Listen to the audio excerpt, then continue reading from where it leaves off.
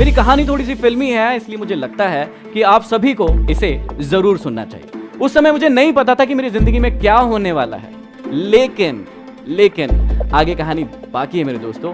मैं दिन भर सोता रहता, रोता रहता, परेशान होते रहता, लेकिन मैंने किसी को कुछ नहीं बताया। और एक दिन सुबह मैं घर छोड़कर चला गया। तीन ऐसी बातें जो आपकी जिंदगी में यदि आपने फॉलो कर ली तो आपको जिंदगी में सफल होने से कोई इंसान नहीं रोक सकता।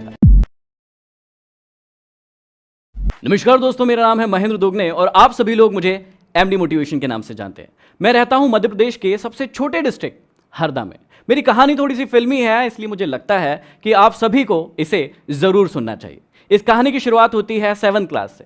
पढ़ने में बहुत ही गधा, उल्लू का पट्टा, डफर, कुछ भी कह सकते हैं आप। ऐसा था मैं 7th में। जैसे तैसे मैं क्लास पढ़ ही रहा था कि मुझे सप्लीमेंट्री आ गई 7th क्लास में, और उस क्लास को जैसे तैसे मैंने पास किया। आगे मेरी कहानी यहीं रुकने वाली नहीं थी, कहानी की तो भी सिर्फ शुरुआत हुई थी। मैं आगे 8th क्लास को जैसे तैसे पास करके 9th क्लास में पहुंचा, और उस समय एक्सीलेंस स्कूल की शुरुआत हुई थी। उस स्कूल का नियम था कि जो भी बच्चा यहां पर फेल होगा उसे भगा दिया जाएगा। आप जान के आश्चर्य करेंगे कि उस साल, जिस साल ये स्कूल स्टार्ट हुआ था, उस पूरे स्कूल में एक ही बच्चे को सप्लीमेंट्री आई थी, वो था मैं। और आपको उससे ज्यादा जानकर आश्चर्य होगा कि उस साल उस सप्लीमेंट्री की परीक्षा को भी मैं पास नहीं कर पाया।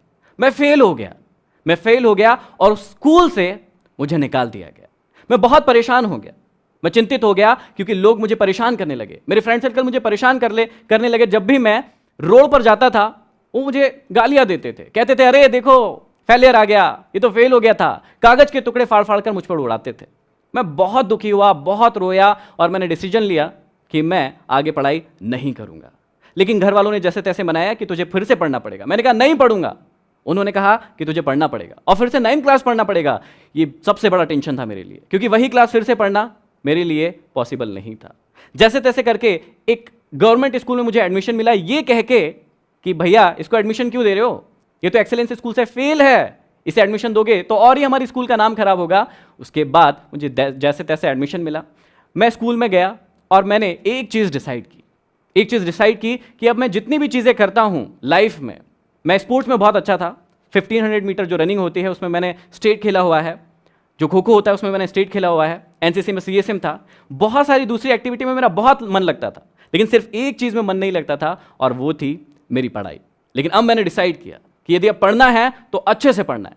मैंने सारी एक्टिविटीज़ को खत्म कर दिया अपनी ज़िंदगी से, किसी भी एक्टिविटी को अपनी ज़िंदगी में आने नहीं दिया। और उसके बाद क्या हुआ, 9th क्लास में मैंने खूब पढ़ाई की, 10th क्लास में मैंने खूब पढ़ाई की, और